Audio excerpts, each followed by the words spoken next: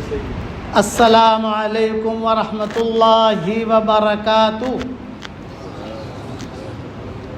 نحمده ونصلی علی رسولہ الکریم اما بعد الحمد للہ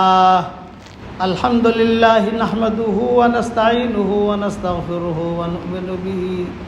ونؤمن به ونتوکل علیہ ونعوذ باللہ من شرور انفسنا ومن سیئات اعمالنا من يهده الله فلا مضل له ومن يضلله فلا هادي له ونشهد ان لا اله الا الله وحده لا شريك له ونشهد ان سيدنا ومولانا محمدا عبده ورسوله صلی اللہ علیہ وعلى آلہ واصحابہ وبارک وسلم تسلیما کثیرا کثیرا اما بعد فاعوذ باللہ من الشیطان الرجیم بسم اللہ الرحمن الرحیم ومن احسن قولا ممن دعا الى اللہ وعمل صالحا وقال اننی من المسلمین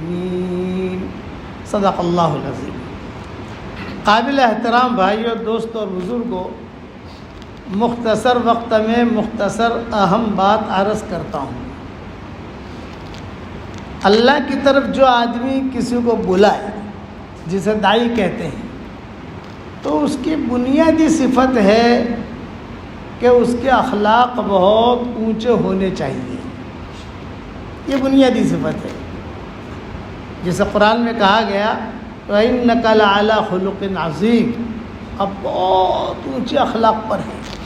حالانکہ رسول صلی اللہ علیہ وسلم نماز بھی پڑھتے تھے، آپ تہجد بھی پڑھتے تھے، آپ حج بھی کرتے تھے، آپ غزوات میں بھی جاتے تھے، سب روزہ بھی رکھتے تھے، لیکن کسی چیز کو بھی قرآن نے اتنا ہائی لائٹ نہیں کیا، اخلاق کو کہا وَإِنَّكَ لَعَلَىٰ خُلُقٍ عَظِيمٍ۔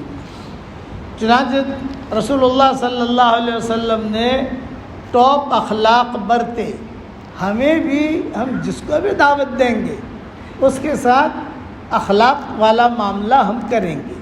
حضور صلی اللہ علیہ وسلم کے پاس کئی ایسے لوگ آئے۔ مکہ مکرمہ میں ایک عورت تھی، اس کا نام تھا سارہ، گانا بہت اچھا گاتی تھی، حدیثوں میں آتا ہے۔ یہ جب غزوہ بدر ہو گیا، یہ ہو گیا، وہ ہو گیا، اچھا حضور صلی اللہ علیہ وسلم کے خلاف وہ گانے بھی گاتی تھی، مجھے بھی کرتی تھی، وہ آواز اچھی تھی اس کی، حدیثوں میں آتا ہے۔ لیکن نبی کے اخلاق تو نبی کے اخلاق ہوتے ہیں۔ جب سارے کے سارے مدینہ منورہ آ گئے، غزوہ بدر ہو گیا، سب کچھ، کئی لوگ مکہ والے کے مارے بھی گئے، جو کچھ بھی ہو گیا، تو یہ فتح مکہ سے پہلے پہنچ گئی مدینہ منورہ۔ جب مدینہ منورہ آئی تو مدینہ منورہ میں اعلان ہوا۔ اعلان کیا؟ آپس میں لوگوں نے باتیں کرنی شروع کی، بھائی کچھ سنا؟ تم نے کچھ سنا؟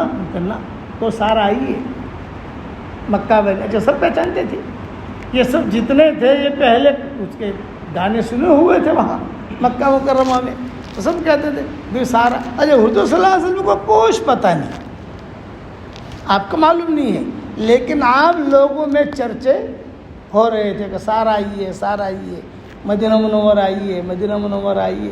آپ صلی اللہ علیہ وسلم کو کچھ پتہ نہیں، امہات المومنین کو کچھ پتہ نہیں، یہاں تک کہ عورتوں کے ذریعے سے باتیں چلتے چلتے چلتے امہات المومنین تک پہنچی۔ امہات المومنین بھی پہچانتی تھی، یہ قریش تھی، وہ بھی مکہ کی رہنے والی ہے، وہ بھی مکہ کی رہنے والی۔ یہ حتیم جو ہے، حتیم کے پاس وہاں اس کا خیمہ لگتا تھا رات کے وقت میں، اور وہ گانا گاتی تھی۔ اشعار جتنے بھی عمرہ والے آتے تھے بے ایمان دور دور سے، تو پہلے سے اس کی قیمت وغیرہ دے دیتے تھے، بھائی فلاں رات ہماری، فلاں رات ہماری، فلاں رات ہماری، رات پر ہمیں گانے سنانا۔ حضور صلی اللہ علیہ وسلم کے کان میں بھی آوازیں پڑتی تھی، آپ پوچھتے تھے مکہ میں بھی یہ کون ہے، یہ آواز آتی ہے یہاں سے۔ لیکن چونکہ ابھی اسلام پہ اتنا عروج ہوا نہیں تھا، اس لیے کچھ بول نہیں سکتے تھے، یہ سارا مدینہ منورہ آ گئی، جانتے سب تھے۔ تو ماؤں نے تذکرہ کیا رسول صلی اللہ علیہ وسلم سے، حضرت کو سنا آپ نے؟ نہ، سارا آئی ہے۔ کون سارا؟ ارے وہ سارا جو گانا بہت اچھا گاتی تھی مکہ میں۔ اچھا، ارے یہاں کیوں آئی؟ خدا نہ خواستہ کہیں یہاں کوئی بگاڑ پیدا نہ کرے، کوئی اڈا نہ بنائے یہاں مدینہ منورہ کے اندر۔ یہ باتیں ہوئی آئی ہے، وہی ختم ہو گئی۔ حضور صلی اللہ علیہ وسلم نے تحقیق نہیں کی بھی کیوں آئی ہے کیا نہیں۔ آپ کے سامنے تو ماؤں کے ذریعے سے خبر آئی، کسی صحابی کے ذریعے سے یا کسی بڑے آدمی کے ذریعے سے کوئی خبر آئی نہیں۔ آپ خاموش رہتے تھے، آپ ادھڑ بن میں نہیں پڑتے تھے، ڈیپ میں نہیں جاتے تھے، کیا ہوا کیسے ہوا کچھ نہیں، خاموش رہے۔ ایک دن ایسا ہوا کہ حضور صلی اللہ علیہ وسلم بیٹھے ہوئے ہیں مجلس میں، اور یہ سارا جو ہے سب کے سامنے آپا بن کر آ گئی، اوڑھنی اوڑھ کر یہ اوڑھ کر۔ صحابہ نے دیکھا، صحابہ تو پہچانتے تھے کہ پہلے شرک کی حالت میں ان لوگوں نے بہت گانے سن رکھے تھے۔ حاتب ابن یہ بتائے تھے یمن کے، جو یہ بدری صحابی ہیں، یہ بہت گانا سنتے تھے اور بہت ٹپ بھی دیتے تھے شرک کی حالت میں، پیسہ بھی دیتے تھے، اور گا۔ اب حضور صلی اللہ علیہ وسلم کی نظر اٹھائی حضور نے، اچھا یہ کون ہے؟ پھر حضور نے خود نے کہا انت سارا، تو سارا ہے؟ ہاں۔ تو آپ نے جواب پوچھا جیت مہاجرہ، یہ اخلاق پر بتا رہا ہوں، ٹاپ اخلاق۔ حالانکہ حضور کے ساتھ حضور صلی اللہ علیہ وسلم کی ہجوم میں اس نے جو ہے گانے گائے ہیں، اور بڑے یعنی خطرناک گانے گائے ہیں حضور صلی اللہ علیہ وسلم کی مخالفت کے اندر، سب پتہ ہے حضور صلی اللہ علیہ وسلم کو، لیکن کیا پوچھ رہے ہیں جیتی مہاجرہ، ہجرت کر کے آئی ہو؟ نہیں۔ تو کیا پھر اسلام لانے آئی ہو؟ اس لیے کہ مکہ مدینہ منورہ میں کوئی آتا، ایک آدمی، 2 آدمی، 4 آدمی، 5 آدمی، یہ اگر مدینہ منورہ میں آوے تو کوئی لڑائی کے لیے نہیں آتے تھے وہ۔ 1-2 آدمی اتنا بڑے جتھے کا کیا مقابلہ کرے گا، اور ایک عورت کیا مقابلہ کرے گی؟ ہاں 100، 50، 100، 200، 300 ہتھیار لے کر آویں تو سمجھا جاتا تھا کہ یہ لوگ کوئی بری نیت سے آئے ہیں۔ یہ دیکھا کہ یہ عورت، آپ سوال کر رہے ہیں جیت مہاجرہ، ہجرت کر کے آئی؟ کرونا مسلمان بننے آئی ہو؟ فرمایا نہ۔ آپ نے فرمایا پھر کیوں آئی ہو؟ تو سارا نے کہا میں اس لیے آئی ہوں کہ بڑھاپے نے ڈیرا ڈال دیا، میری آواز بھی خراب ہو گئی، ہڈیاں بھی کمزور ہو گئی، پیٹھ جو ہے یہ بھی تھوڑی سی جھکنے والی بن گئی، بیماریوں نے مجھے گھیر لیا، اور جتنے میرے کسٹمر تھے یعنی جو میرا گانا سنتے تھے، پیسہ دیتے تھے، وہ کئی لوگ تو جو ہے بدر میں مارے گئے، اور جو بچے کچے تھے یہ آپ کے پاس آ گئے سارے کے سارے۔ صاحب بیٹھے ہوئے تھے کہ جو بچے کچے تھے وہ آپ کے پاس آ گئے، اب میرے لیے روزی روٹی کا کوئی انتظام نہیں رہا۔ تو آپ نے جھڑکا نہیں، بھاگ یہاں سے، کیوں آئی ہے؟ اور یہ نہیں، آپ نے فرمایا اچھا تو کیوں آئی ہو؟ فرمایا آج میری کچھ مدد کرو، یہ مدد لینے آئی ہوں۔ تو رسول اللہ صلی اللہ علیہ وسلم نے وہی بیٹھے بیٹھے اعلان کیا، ہاں ضرور میں تیری مدد کروں گا، ضرور مدد کروں گا، اور کہا میں مسلمانوں پر کوئی بوجھ نہیں ڈالوں گا، یہ نہیں ہے کہ مسلمان تم بھی نکالو نہ، میں بنی قریش جو ہے، قریش میرے گھر والے، جس میں حضرت علی ہے، حضرت عباس ہیں، فضل ابن عباس ہیں، ان لوگوں کو کہوں گا بھی قریش میرے رشتہ دار تم کو جمع کرو۔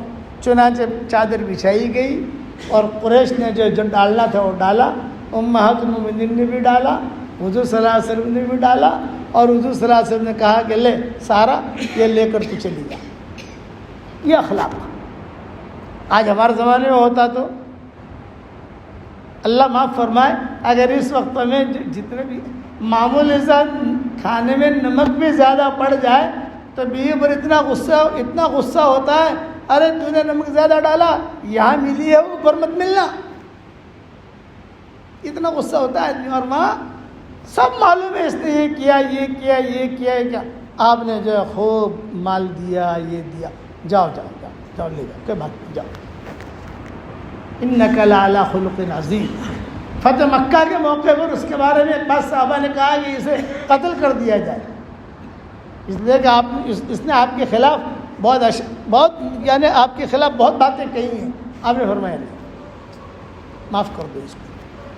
پھر مسلمان ہوئی اور بقیع میں آ کر دفن ہوئی، حالات ایسے چلے کہ بقیع میں آ کر دفن ہوئی. یہی آیت نازل ہوئی یا ایھا الذین آمنوا لا تتخذوا عدوی وعدوکم اولیاء تلقون الیہم بالمودہ.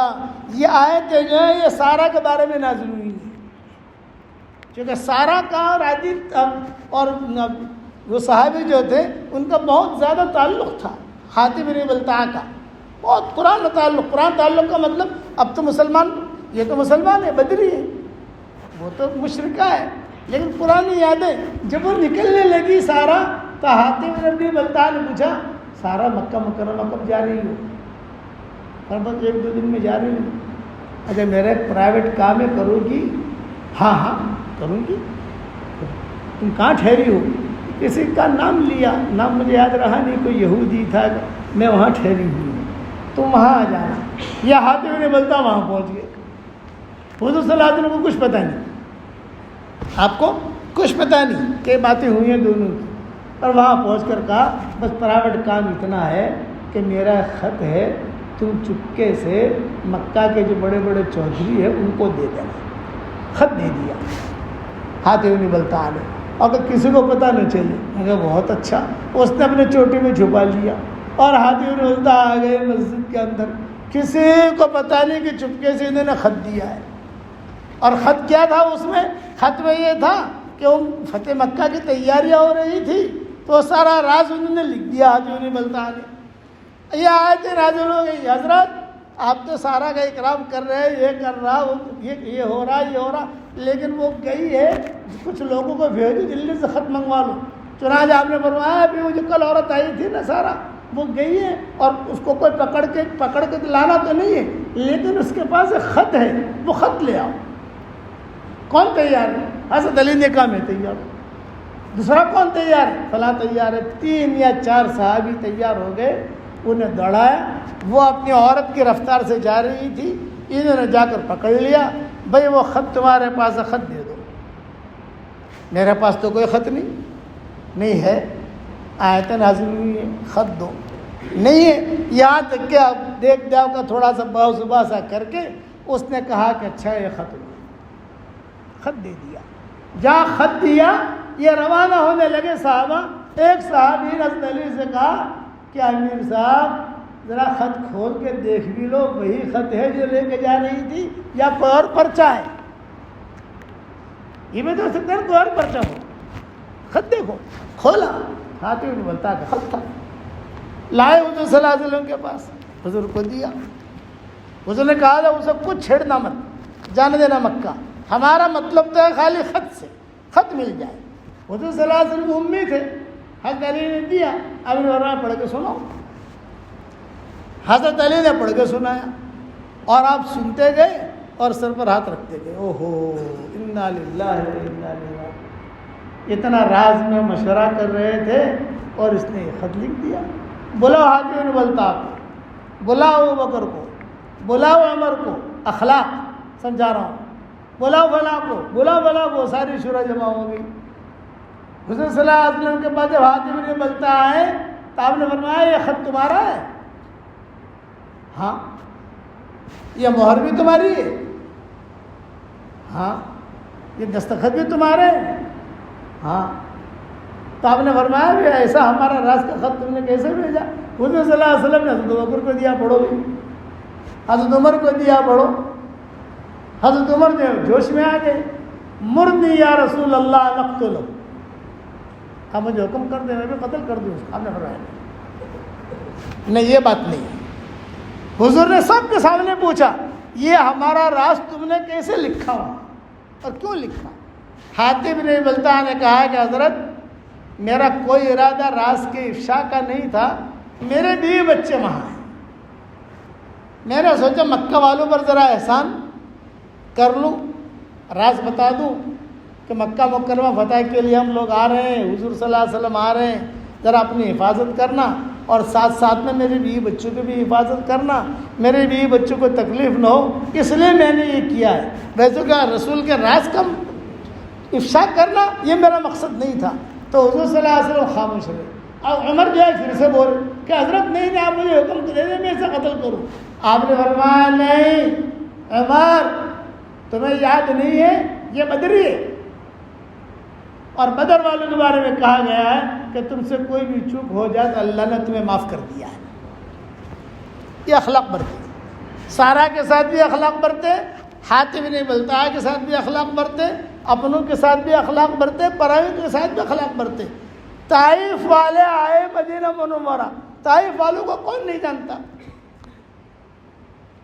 بھائی طائف والوں کو کون نہیں جانتا؟ ان کے دھمار اور ان کے چوچلے اور ان کے پریشان کرنا قصہ معروف مشہور ہے. لیکن جب یہ اسلام لانے کے لیے مدینہ منورہ میں آئے تو مغیرہ ابن شعبہ جو ہے یہ بکریاں چرا رہے تھے. مغیرہ ابن شعبہ نے دیکھا یہ کوئی بڑے لوگ آ رہے ہیں, بڑی تلواریں ہیں اور گھوڑے بھی جو ہے زینے سجی ہوئی ہیں اور ٹھاٹ کے ساتھ آ رہے ہیں. جب قریب آئے مغیرہ ابن شعبہ سمجھ گئے کہ ارے یہ تو طائف والے, ارے تو طائف والے. فوراً مغیرہ ابن شعبہ بھاگے. راستے میں ابوبکر ملے, یا مغیرہ یا مغیرہ, مغیرہ کہاں جا رہے ہو, کہاں جا رہے ہو؟ یہ فرمایا ابشرک یا ابا بکر و ابشر رسول صلی اللہ علیہ وسلم, ابوبکر تمہیں بھی خوشخبری دے رہا ہوں, حضور صلی اللہ علیہ وسلم کو خوشخبری سنانے جا رہا ہوں. بھائی بتاؤ تو صحیح کیا خوشخبری ہے؟ کہ طائف والے آ گئے, تلواریں لے کر آئے لیکن لڑنے نہیں آئے. وہ 4 5 6 آدمی ہیں, وہ کیا لڑیں گے؟ لیکن یہ انداز ہے کہ مسلمان ہونے آئے ہیں, اس لیے میں حضور کو خوشخبری دینے جا رہا ہوں. صدیق اکبر نے کہا اللہ نہیں نہیں نہیں, تو خوشخبری مت دینا, یہ خوشخبری میں دوں. مجھے زیادہ خوشی ہوگی کہ میں حضور صلی اللہ علیہ وسلم کو جا کر خوشخبری دوں. تو جا واپس اور ان کے پاس جا کر نبی کی کیا آداب ہیں, ان کی مجلس کے کیا آداب ہیں, وہ سمجھاتا آ بس. چنانچہ صدیق اکبر آئے بھاگے بھاگے حضور صلی اللہ علیہ وسلم کے پاس, ہانپتے کانپتے. آپ نے فرمایا خیر, یہ خیر ہے, کیوں آئے؟ طائف والے آ گئے. اچھا طائف والے آ گئے, ماشاء اللہ, بڑی خوشی کی چیز تھی. کوئی ملک کا سربراہ یا کوئی بہت بڑا دشمن یا کوئی بہت بڑا مخالف وہ جب اسلام قبول کرنے آتا اور کہتا ہے مجھے اسلام میں داخل کرو, تو آدمیوں کو ایک فطری خوشی ہوتی ہے, جذبہ پیدا ہوتا ہے. اچھا طائف والے آئے, ہاں. آپ نے کیا جواب دیا؟ بھائی طائف والے آئے ہیں, طائف والے ذرا ایک کمرہ ٹھیک کرو, تھوڑا سا ان کے لیے ترتیب بناؤ, کھانے کی ترتیب بناؤ, تھوڑا چادر وغیرہ ٹھیک کرو. یہ کس کے لیے کر رہے ہیں؟ جنہوں نے اتنا مارا تھا کہ خون حضور صلی اللہ علیہ وسلم ہو گئے تھے. یہ ان کے لیے اخلاق برت رہے.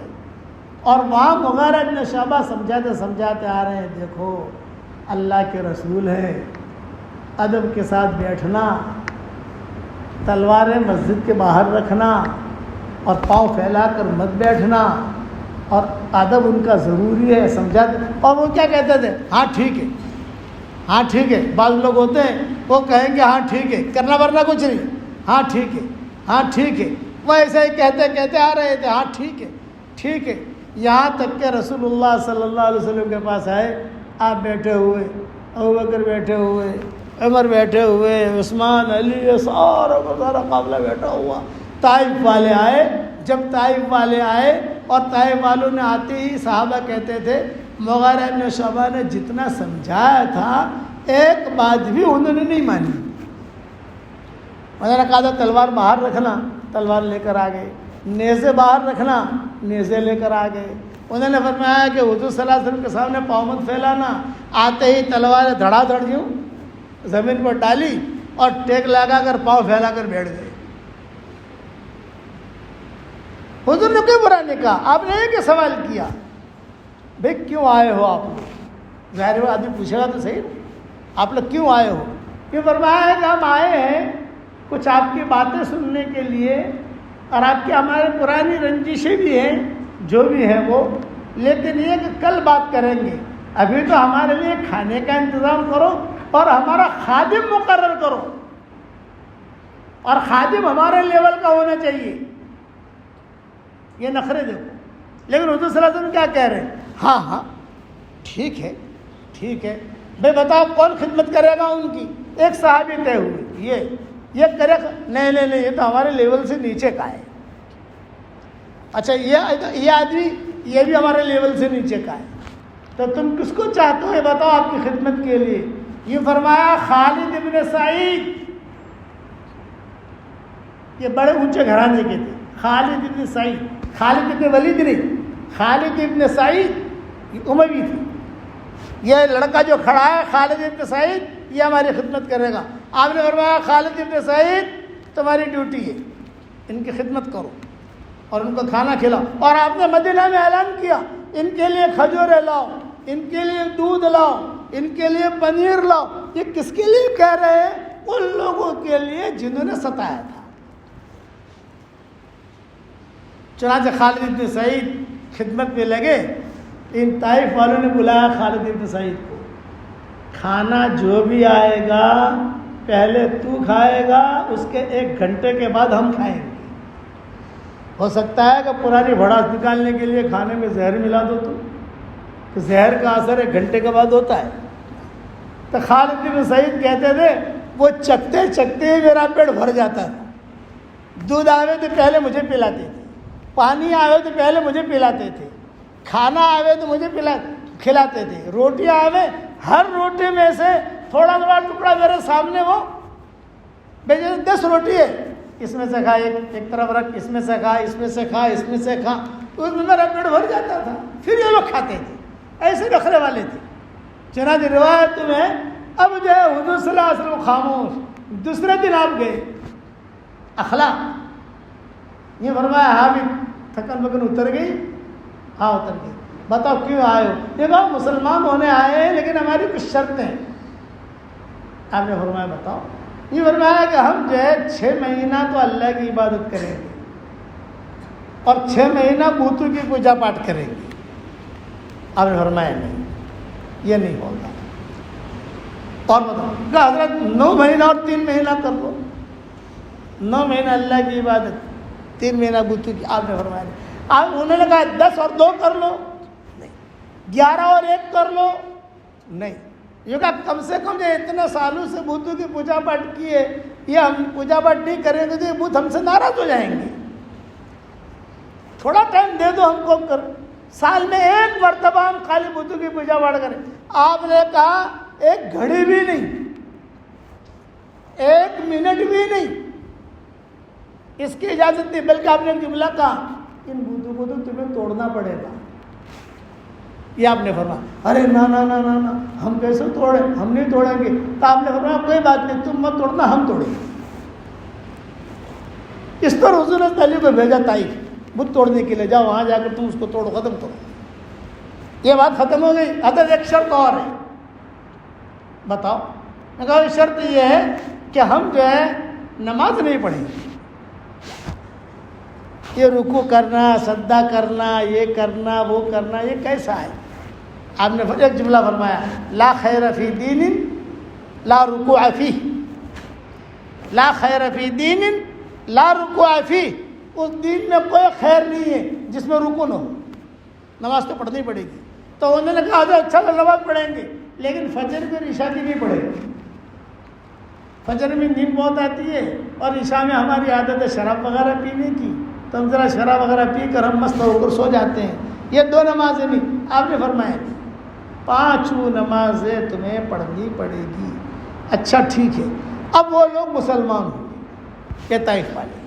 مسلمان ہونے کے بعد وہاں گئے. یہی طائف والوں میں سے محمد ابن قاسم پیدا ہوئے. اور وہی محمد ابن قاسم نے یہاں ہمارے ہندوستان سندھ کے اندر کام کیا. ہوتے ہوتے ہوتے ہوتے ہوتے آج اللہ تعالیٰ نے اسلام یہاں تک پہنچایا. یہ حضور صلی اللہ علیہ وسلم کے اخلاق تھے. اسی وقت اگر حضور صلی اللہ علیہ وسلم سختی کا معاملہ کر دیتے، چلے جاؤ یہ بات نہیں سنتے ہم، یہ معاملہ یہاں تک نہ پہنچتا. اس لیے میں نے عرض کیا یہ بنیادی چیز ہے اخلاق برتنا. ابو ہریرہ کی ماں جو تھی مشرکہ تھی اور ابو ہریرہ مسلمان. ایک ہی گھر میں دونوں رہتے تھے مدینہ منورہ میں. بعد میں ان کی شادی ہوئی ابو ہریرہ کی، بہت بعد میں شادی ہوئی. لیکن گھر مدینہ کا یہ حال یہ تھا، ایک چارپائی اماں کی، ایک چارپائی ابو ہریرہ کی. اور رات بھر دونوں ماں اور بیٹے جو ہے آپس میں حضور صلی اللہ علیہ وسلم کے بارے میں سوال جواب کرتے رہتے. ابو ہریرہ تعریف کرتے اور ماں جو ہے برائی کرتی. ابو ہریرہ تعریف کرتے, ماں جو ہے برائی کرتی. ایک دن ماں نے کچھ سخت جملے کہہ دیے ابو ہریرہ کو. ابو ہریرہ کو برداشت نہیں ہوا, بھاگے بھاگے بھاگے حضور صلی اللہ علیہ وسلم کے پاس آئے. حضرت میری ماں کے لیے بد دعا کرتا ہے, میری ماں کے لیے بد دعا کر دی. کیا ہوا؟ یہ کہا, یہ کہا, یہ کہا, یہ کہا. آپ نے ہاتھ اٹھائے اور ایک جملہ کہا, اللہم اہد ام ابی ہریرہ, اے اللہ ابو ہریرہ کی ماں کو ہدایت دے, اے اللہ ابو ہریرہ کی ماں کو ہدایت دے. بس ابو ہریرہ کہتے ہیں میں رو دیا. واپس آیا, ایک ہی کمرہ تھا, دروازہ بند اور پانی گرنے کی آواز آ رہی ہے. ماں نے پہچان لیا ابو ہریرہ آیا ہے. کہا مہلن یا ابا ہریرہ, مہلن یا ابا ہریرہ. ابو ہریرہ ٹھہرنا آنا مت, ٹھہرنا آنا مت. میں درخت کے نیچے کھڑا ہو گیا. چنانچہ ابو ہریرہ رضی اللہ تعالیٰ عنہ فرماتے ہیں میری ماں نے دروازہ کھولا, اپنی اوڑھنی وغیرہ ٹھیک کی, بال وغیرہ ٹھیک کیے, اور پانی پڑا ہوا تھا, اور دروازہ کھولتے ہی میری ماں نے کہا اشہد ان لا الہ الا اللہ واشہد ان محمد رسول اللہ. یہ اخلاق. ابو ہریرہ کہتے ہیں میں نے جو سنا میں گھر میں داخل نہیں ہوا, واپس گیا حضور صلی اللہ علیہ وسلم کے پاس. تشریف فرماتے. ابو ہریرہ نے کہا کہ حضرت روتا ہوا آیا تھا اور ہنستا ہوا واپس آ رہا ہوں. کہ کیا ہوا؟ ماں مسلمان ہو گئی. شفقت. اس لیے یہ کچھ قصے میں نے بیان کیے ہیں. اچھا یہ تو میں نے مختصر بیان کیے. میں نے میری کتاب بکھرے موتی میں اس قسم کے قصے بہت جمع کیے ہیں, ایک نہیں بہت جمع کیے. ایک ایک کو معاف کرتے گئے. کوئی بات نہیں, کوئی بات نہیں, کوئی بات نہیں. فتح مکہ ہوا, ابو سفیان نے آ کر کہا کہ حضرت مجھے معاف. آپ نے فرمایا بالکل معاف. حضرت عباس نے کہا کہ حضرت ذرا تھوڑا سا چودھری جیسا ہے, تھوڑا اس کی عزت ہو, ایسا آپ اعلان فرمائیں. تو حضور صلی اللہ علیہ وسلم نے کہا من دخل دار ابی سفیان فهو آمین. ابو سفیان کے گھر میں کوئی داخل ہو جائے اسے امن, مت مارو اس کو. ابو سفیان بول پڑے حضرت میرا گھر تو چھوٹا سا ہے, کتنے لوگ آئیں گے میرے گھر میں, آپ تو بڑے آدمی ہیں, ذرا تھوڑا دل کھول کر اعلان کیجئے. آپ نے فرمایا من اغلق بابہ فهو آمین. اپنے گھر کا دروازہ بند کر لے اسے امن, مت مارو اس کو. ابو سفیان نے کہا کہ تھوڑا سا اور. تو آپ نے تیسری مرتبہ کہا من دخل دار حکیم ابن حزام فهو آمین. یہ حکیم ابن حزام بہت بڑے زمیندار تھے, بہت بڑے چودھری تھے, بہت بڑا بنگلہ تھا ان کا. من دخل دار حکیم ابن حزام فهو آمین. حکیم ابن حزام کے گھر میں جو آ جائے اسے امن. ابو سفیان نے کہا کہ اس کے بغلے میں بھی کتنے آئیں گے, مکہ میں تو مرد اور عورتیں بچے بھرے ہوئے ہیں. آپ ذرا حضرت اور آپ نے فرمایا من دخل مسجد الحرام فهو آمین. جو مسجد حرام میں آ جائے اسے امن. تو ابو سفیان نے کہا کہ حضرت کوئی بیچارہ گاؤں سے آتا ہوگا, جدہ سے آتا ہوگا, کوئی یہاں سے آتا ہوگا, مسجد حرام میں پہنچتے پہنچتے کوئی مار دے گا. تو فرمایا من القی السلاح, جو اپنے ہتھیار کو ڈال دے اسے امن. حضرت اگر ہتھیار نہ ہوا تو اچھا کوئی بیٹھ جائے, میرے سامنے سے کوئی آ رہا ہے, بیٹھ گیا, چلو میں بیٹھ گیا, اسے امن. یہ اعلان سن کر یہ سارے کے سارے مکہ والے دنگ رہ گئے. کہہ رہے یہ کیا آدمی ہے, یہ کون ہے؟ اس لیے حضور صلی اللہ علیہ وسلم نے ایک ایک کو کہا, ایک ایک کو. ایک دفعہ بھاگ کر چلے گئے تھے, لمبا قصہ ہے. بعد میں جب ان کی بیوی لے کر آئی تو کہا کہ حضرت یہ میرا شوہر ہے, بھاگ گیا تھا. آپ نے فرمایا اکرمہ بھی کیا چاہتے ہو؟ حضرت آپ کیا چاہتے ہو؟ تو کلمہ پڑھ لے, مسلمان ہو جائے گا. کون ہے؟ ابو جہل کا بیٹا, جس کے بارے میں اعلان ہو گیا تھا جہاں ملے قتل کرو. صفوان بن امیہ جہاں ملے قتل کرو. اکرمہ ابن ابی جہل جہاں ملے قتل کرو. سب کو حضور نے معاف کر دیا.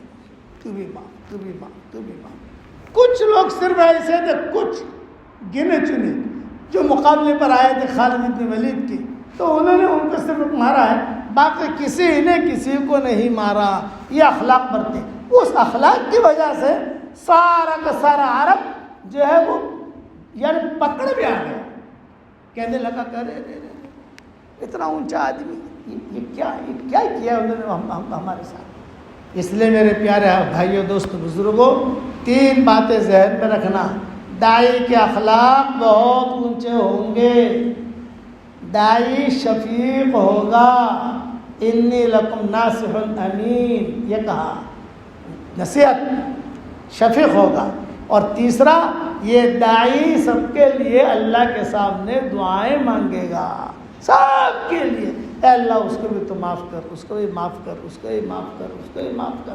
چنانچہ ہندا جو تھی وہ کہتی تھی کہ جب ابو سفیان نے اعلان کر دیا بھائی میں تو مسلمان ہو گیا ہوں، یہ ہندا بڑی خطرناک تھی، اس نے سب کے سامنے ابو سفیان کی مونچھیں پکڑ کر، ابو سفیان کی بیوی تھی تو اس نے یہ فوراً اس کو پچھاڑا ابو سفیان کو، اور سارے مجمع کے سامنے کہا او مکہ کے نوجوانوں میرے شوہر کو قتل کرو، کالا نہ مرد اقتل الدسم الاحمش، یہ کالا نہ مرد ہے، اسے قتل کرو، اسے۔ اتنے دن حضور سے لڑتے رہے، آج ہم یہ کریں گے تو ابو سفیان کیا کہتے تھے، اے بچوں یہ بڑھیا کی بات مت ماننا، سب مر جاؤ گے تم، اس کی بات مت ماننا، میری بات ماننا، یہ اللہ کے نبی ہیں۔ بات یہ ہندا بھی مسلمان ہو گئی۔ اس لیے 3 باتیں مختصر وقت میں عرض کر دی، اخلاق، شفقت، اور رات کو اللہ کے سامنے رونا۔ کرو گے انشاءاللہ بھائی؟ اور یہ چیز بغیر اللہ کے تعلق کے نہیں ملتی، بغیر اللہ کے نہیں ملتی، بغیر کلمے کے، بغیر ضربے لگائے نہیں ملتی۔ اس کے لیے خوب ذکر کا اہتمام ہو، دعاؤں کا اہتمام ہو۔ اور میں نے 3 نصیحتیں کی تھی ابھی عصر کے بعد بچوں کو، وہی آپ کو بھی کرتا ہوں۔ یعلم سرکم، اللہ ہمارا باطن جانتا ہے، وجہرکم، ہمارا ظاہر بھی جانتا ہے، ویعلم ما تکسبون، ہم جو کرتے ہیں وہ بھی اللہ کو معلوم ہے، چھپا ہوا نہیں ہے۔ اللہ کے ساتھ اپنا معاملہ کلیئر کرو، اگر چوک ہو جائے استغفار کرو، استغفار کا دروازہ کھلا ہوا ہے۔ صحیح حدیث میں آتا ہے 24 گھنٹہ اللہ اپنا دونوں ہاتھ پھیلاتے ہیں، 24 گھنٹہ۔ ان اللہ یبسط یدہ باللیل لمسیء النہار ویبسط یدہ بالنہار لمسیء اللیل، رات میں اللہ ہاتھ پھیلاتے ہیں اور کہتے ہیں وہ دن کے گنہگار آ جا میں تجھے معاف کر دوں، دن میں اللہ ہاتھ پھیلاتے ہیں اور کہتے ہیں اے رات کے گنہگار آ جا میں تجھے معاف کر دوں، کیا بچا؟ اللہ تعالیٰ خود کہتے ہیں۔ بلکہ بعض حدیثوں میں تو کتابوں میں یہ بھی لکھا ہے گناہ ہو گیا، اب آدمی کیا کہتا ہے؟ یہ کہے گا اللہ مجھے معاف کر دے، تو اس نے کہا اے اللہ، آگے کچھ بولا نہیں، دل میں کیا ہے مجھے معاف کر دے کہنا ہے، اس نے کہا اے اللہ، اللہ جواب دیتے جا معاف کر دیا۔ کریم ان اتیتنی لیلا قبلتک ان اتیتنی نہارا قبلتک تبارزنی بالمعاصی فی النہار وانا اکلوک علی فراشک فی اللیل، رات میں آئے گا میں تجھے قبول کر لوں گا، دن میں آئے گا تو میں تجھے قبول کر لوں گا، گھبرا مت۔ چوک ہو گئی۔ میرے والد صاحب رحمۃ اللہ علیہ بہت پیاری بات فرماتے تھے، بیٹا ہم فرشتے نہیں ہیں کہ ہم سے گناہ نہ ہو، یہ ابا کہتے تھے، اور ہم شیطان بھی نہیں ہیں کہ ہم توبہ نہ کریں، فرشتوں سے گناہ نہیں ہوتا اور شیطان جو ہے وہ توبہ نہیں کرتا، ہم تو انسان ہیں، گناہ ہوگا فوراً توبہ کرو۔ جہاں گناہ ہو گیا، گناہ کی مثال ہے جراثیم کی، گناہ کی مثال ہے جراثیم کی، اور یہ توبہ کی جو مثال ہے وہ اینٹی بائیوٹک کی ہے۔ جراثیم آتے ہیں تو اینٹی بائیوٹک لیتے ہی نہیں لیتے، بعض اینٹی بائیوٹک بہت ہائی لیول کی ہوتی ہے۔ ہم حج جو ہم کرتے ہیں مکہ مکرمہ میں، تو ہمیں جو حج کراتا ہے بادشاہ کا ڈرائیور ہوتا ہے علی اللحیانی، اس نے ہمیں قصہ سنایا، اس نے حج میں ہم بیمار ہو گئے، کئی لوگ جو ہے عربوں کے ساتھ حج تھا ہمارا، طبیعت بہت خراب ہے، تو ایک ڈاکٹر شریف ہے، مصری ہے، یہ شاہی ڈاکٹر ہے، میں نے ان ساتھیوں سے کہا کہ ڈاکٹر شریف کو ذرا بلا لو، کوئی دوائی دے دے، مینا میں پہلا دن اور بخار اور سردی اور نزلہ. ڈاکٹر شریف آئے اور ڈاکٹر شریف نے جو یہ دیکھا انشاءاللہ شیخ خیر انا جبت دوا. قریب کے خیمے میں ٹھہرے ہوئے تھے. انا جبت دوا. وہ دوائی لے کر آئے, صرف ایک گولی لے کر آئے, بس ابھی کھا لو انشاءاللہ طبیعت ٹھیک ہو جائے گی. میں نے کہا ایک گولی؟ یوں کہا ہاں, یہ ہمارے یہاں بادشاہ وغیرہ جب بیمار ہوتے ہیں ہم یہ گولی دے دیتے ہیں. ایک گولی کھانے سے 6 مہینے کی بیماری نہیں آتی, ایک گولی. ارے میں نے کہا ہمارے ہندوستان میں تو 15 گولیاں دیتے ہیں یار. صبح اتنی کھانا, دوپہر کو اتنی کھانا, رات کو اتنی کھانا, شام کو اتنی کھانا. اللہ مولانا یہ اینٹی بایوٹک جو ہے بہت ہائی لیول کی ہے اور غیر مضر ہے. آپ ایک گولی کھا لو. تو وہاں پہ وہ جو گولی کھائی تھا آہستہ آہستہ سب بخار وغیرہ, ایک گولی بخار وغیرہ, اور بولے کہ آپ 8 مہینے تک تو جوان رہیں گے انشاءاللہ. کیونکہ یہ بڑے بڑے جتنے امیر ہیں ان کو یہی دوا دیتے ہیں. وہاں سے چکم لا نہیں سکتے لیکن اجازت لے کر لاتے ہوئے حج میں جا رہے ہیں. حاجی بیمار ہوا تو الگ نہیں دیتے ہیں, حالانکہ دینے کی اجازت نہیں حکومت کی طرف سے. لیکن ہم چونکہ ڈاکٹر ہیں, اسپتال میں ذمہ دار ہیں. میں نے ایک گولی کہا جیسے تیرے قبر گناہ جو ہے یہ جراثیم ہے اور کلمہ جو ہے یہ ہائی لیول کا اینٹی بایوٹک ہے. قرآن شریف کی تلاوت یہ ہائی لیول کی اینٹی بایوٹک ہے.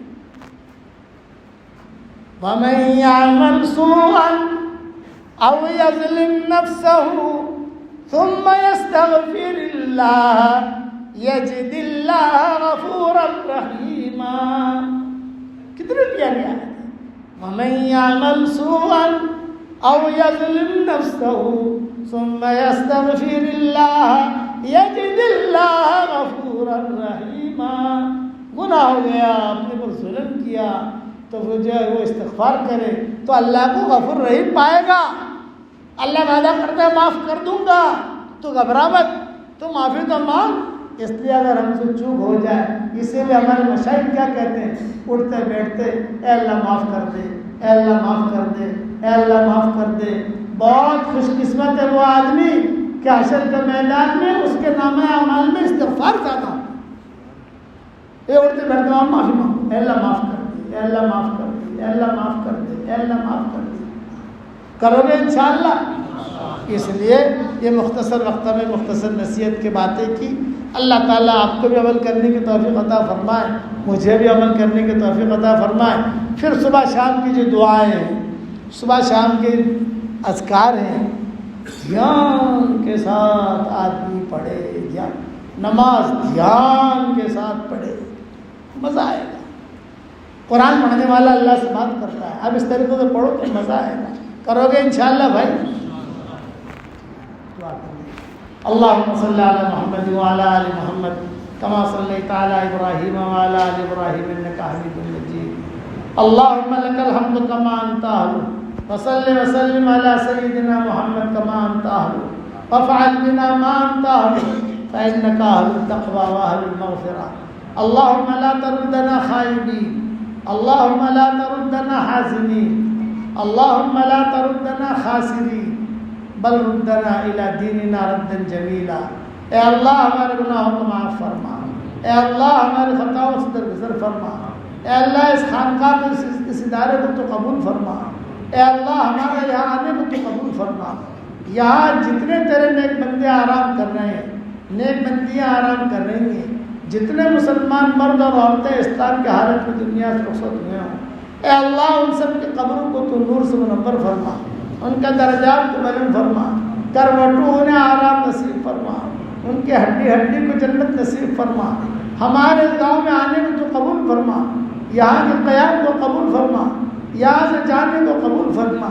اے اللہ اس چمن کی تو پوری پوری حفاظت فرما. اے اللہ دین کے لیے ہم سب کو دور اور دیر کے لیے تو قبول فرما. اے اللہ اقوام عالم کی ہدایت کے فیصلے فرما, برادران وطن کی ہدایت کے فیصلے فرما. اے اللہ ہمارا کھویا ہوا دین ہمیں واپس دے دے, ہمارا کھویا ہوا قرآن واپس دے دے, ہماری کھوئی ہوئی عزتیں واپس دے دے, کھویا ہوا دعوت کا کام واپس دے دے. ہمیں اور ہماری قیامت تک کے آنے والی نسلوں کو تیرے قرآن سے جوڑ دے, تیرے دین سے جوڑ دے. اے اللہ جو کچھ کہا گیا تو اسے قبول فرما, جو کہنے سے رہ گیا اسے بھی قبول فرما. ہمیں مانگنا نہیں آتا مگر تجھے دینا تو آتا ہے. اپنے کرم سے عطا فرما, اپنے فضل سے عطا فرما. اے اللہ اگر آپ نے ہمارا نام سعید اور نیک بختوں میں لکھا ہو تو ہمارا نام انہیں میں لکھ کے رکھیو, اور اگر آپ نے ہمارا نام شقی اور بدبختوں میں لکھا ہو تو ہمارا نام ان کی فہرست سے مٹا دینا, اور نیک لوگوں کی فہرست میں ہمارا نام لکھ لینا. لکھنا بھی آپ کا کام ہے, مٹانا بھی آپ کا کام ہے, لوح و قلم بھی آپ کے پاس ہے. پورے فورت قصبے کو تو قبول فرما لے, قرب و جوار کی بستیوں کو قبول فرما لے, قرب و جوار کے علاقوں کو قبول فرما لے, پورے یو پی کو قبول فرما لے. اے اللہ اس مجلس میں فرشتے بھی موجود ہیں اور آسمان تک فرشتے ہی فرشتے ہیں. اے اس مجلس کے فرشتوں, ہمارا رب ہم سے روٹھا ہوا ہے, ہمارے روٹے ہوئے رب کو تم منوا دو, ہمارے روٹے ہوئے رب کو منوا دو. اے اللہ تم بے انتہا برکت کا معاملہ فرما. اے اللہ تیری مخلوق میں سے دنیا میں جو جہاں پریشان حال ہو ان کے پریشانیوں کو دور فرما. اے اللہ جس کی جو حاجت ہو اس کے حاجت کا تو غیب سے تکفل فرما. اے اللہ رسول اللہ صلی اللہ علیہ وسلم کی سفارش تو ہم سب کو نصیب فرما, اور اپنے فضل و کرم سے ہماری دعاؤں کو قبول فرما. جس کے دل میں جو جائز مرادیں ہیں عافیت سے ان کے جائز مرادوں کو پوری فرما کر اس میں خیر کی شکلیں اور صورتیں پیدا فرما, اور اپنے فضل و کرم سے ہماری دعاؤں کو قبول فرما. سبحان ربک رب العزت عما یصفون وسلام علی المرسلین والحمد للہ رب العالمین.